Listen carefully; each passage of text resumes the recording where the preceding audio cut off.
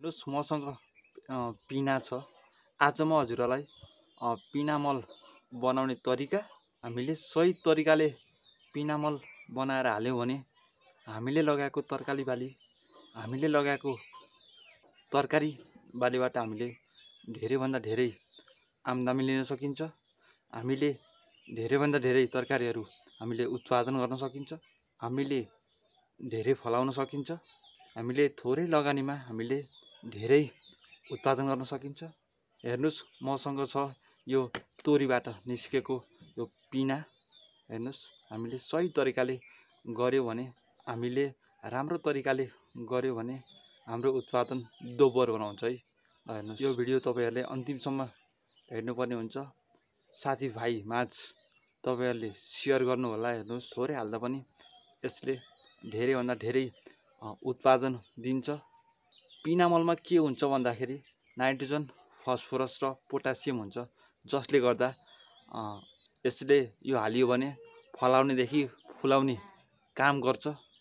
तपाईले पनि बनाएर हाल्नुस् र यो भिडियो तपाईहरुले अन्तिमसम्म हेर्नुपर्ने हुन्छ। ल हेर्नुस् मसँग छ पिना मल। हेर्नुस् मैले बजारबाट किनेर ल्याएको थिएँ। ल हेर्नुस् अब हामीले यो पिना मल एक रात भिजाउँदाखेरि एकदम राम्रो हुन्छ। हेर्नुस् यो पिना मल हामीले धेरैभन्दा धेरै हाल्नु पर्दैन।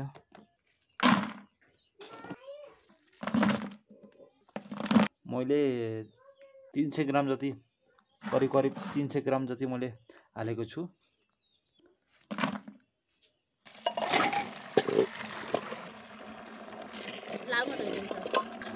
मैले चलक पानी हालेँ, करिब आधा पानी हाल्नुपर्ने हुन्छ।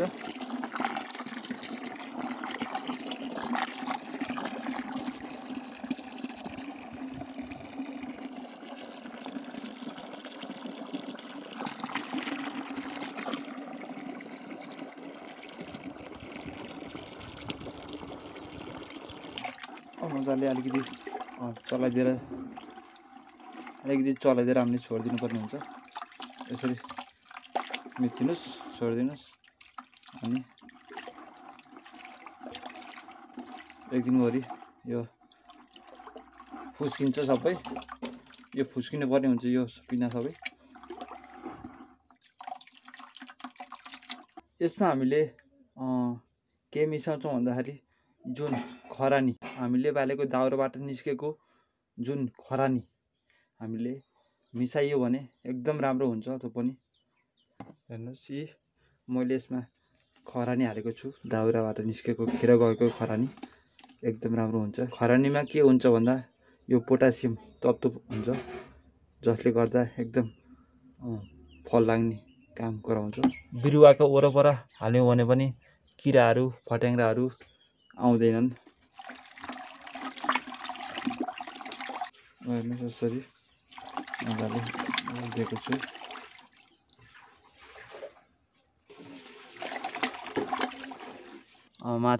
माथि तरिएका कोइलाहरू हामीले माथि फालिदिनु पर्ने हुन्छ।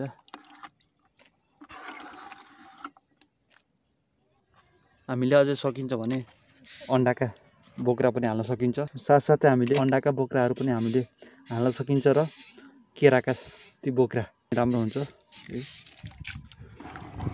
एकदम घुटेको छ अरे। अब हामीले यसमा के मिसाउँछौँ भन्दाखेरि यो गाईको गहुँत मिसाउँछु। हेर्नुहोस् गाईको गहुँत एकदम तरकारीको लागि एकदम राम्रो हुन्छ। हेर्नुहोस् मैले यसरी काट्छ।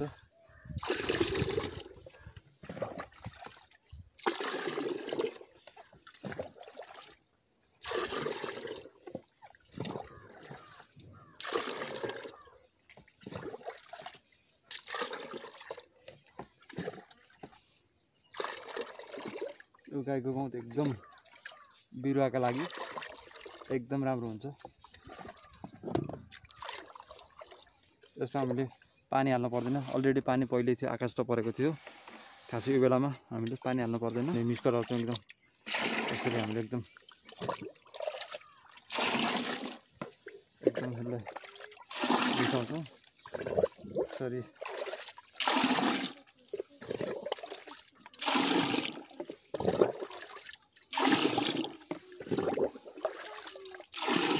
पिनामल खरानी र गाईको गौत छ, जसले गर्दाखेरि बिरुवा साना बिरुवादेखि त ठुला फल्न लागेका झारलाई बिरुवालाई राम्रो हुन्छ। यो चाहिँ खुर्सानीमा विशेष गरी खुर्सानी खेती गर्नको लागि एकदम राम्रो हुन्छ। एकदम खुर्सानी एकदम राम्रो हुन्छ यसले। ल हेर्नुहोस्, मैले यो पिनामल बनाइसकेको छु। ल हेर्नुहोस्, रेडी भइसक्यो। अब मैले यो घिरौँलालाई हाल्छु। हेर्नुहोस्, यो बिकासी घिरौँला हो। हेर्नुहोस्, हाइब्रिड घिरौँला फलिरहेको छ। यहाँभन्दा अगाडि मैले पहिले पनि हालिसकेको थिएँ। हेर्नुहोस्, यसले के काम गर्छ भन्दाखेरि फल्नेदेखि फुलाउनेसम्म काम गर्छ। हेर्नुहोस्, एकदम राम्रो काम गर्छ। यो मल तपाईँले काँक्रालाई पनि हाल्न सक्नुहुन्छ, घिरौँलालाई पनि हाल्न सक्नुहुन्छ, फर्सी लौका सबै लहरबाली सबैलाई हाल्न मिल्छ। एकदम राम्रो हुन्छ। थोरै मल हाल्दा हुन्छ। हेर्नुहोस्, जसरी यसले यो हाल्नाले एकदम फुलहरू फुलेको छ। ल हेर्नुहोस्, एकदम बजिला पनि त्यस्तै छ। ल हेर्नुहोस्, यति राम्रो तरिकाले फलाउँछ। हेर्नुहोस्, घिरौँला हो। मैले भेन्टेला हालेको छु। ल हेर्नुहोस्, भेन्टेलाई खुर्सानीलाई अकबरे खुर्सानीलाई हाल्न गएको छु। हेर्नुहोस्, एकदम राम्रो काम गर्छ यसले। यो मेरो भेन्टा पोहोरको थियो, पोहोरको बिरुवा थियो। हेर्नुहोस्, मैले बेला बेलामा यही मल हाल्थेँ। हेर्नुहोस्, यो मलको करामत यस्तो हुन्छ। ल हेर्नुहोस्, यसरी फल्छ। ल हेर्नुहोस्, यस्तो मजाले फलेको छ। ल हेर्नुहोस्,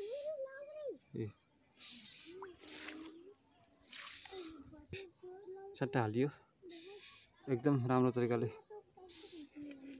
फल्छ र फुलाउँछ। तपाईँले पनि यस्तै मलहरू हाल्नुहोस्। विशेष मैले यो करेला खेतीलाई मैले टार्गेट गरेको थिएँ। हेर्नुहोस्, मैले धेरै नै करेला खेती लगाएको छु। त्यसैले मैले आज खास गरी यो पिनामल करेला खेतीलाई मैले हाल्दैछु। मलाई कस्तो लाग्छ भन्दाखेरि अरू खेतीभन्दा अलिकति करेला खेती राम्रो लाग्छ। किनकि यो करेला खेती अलि अन्तिमसम्म फलिरहेको छ। हामीले फलहरू टिपिराख्न पाइन्छ। त्यसैले हामीले यो सबै कुराको म्यानेजमेन्ट हामीले मिलायो भने, प्रशस्त रूपमा हामीले मलहरू दिन सक्यौँ भने एकदम यो खेतीबाट हामीले मनग्गे आम्दानी लिन सकिन्छ। यसले राम्रो उत्पादन हुन्छ यो करेला खेतीबाट। त्यसले मैले आज यो पिनामल बनाएर हालेको थिएँ। हेर्नुहोस्, जुन हामीले यो पिनामल हालेका छौँ भने यो झालहरू हरियो भइराख्ने, एकदम तन्दुरुस्त हुने, चाँडै बुढो नहुने एकदम हेल्दी झाल हुन्छ। त्यसैले हामीले यो घरमै बनाएको पिनामलहरू हामीले हाल्न जान्यौँ भने एकदम राम्रो हुन्छ। त्यसैले तपाईँहरूले पनि यसरी मल हाल्नुहोस्।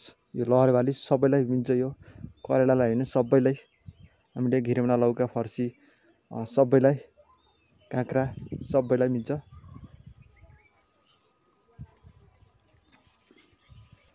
यो भिडियो हजुरलाई कस्तो लाग्यो लाइक, कमेन्ट अनि सेयर पनि गर्नु होला।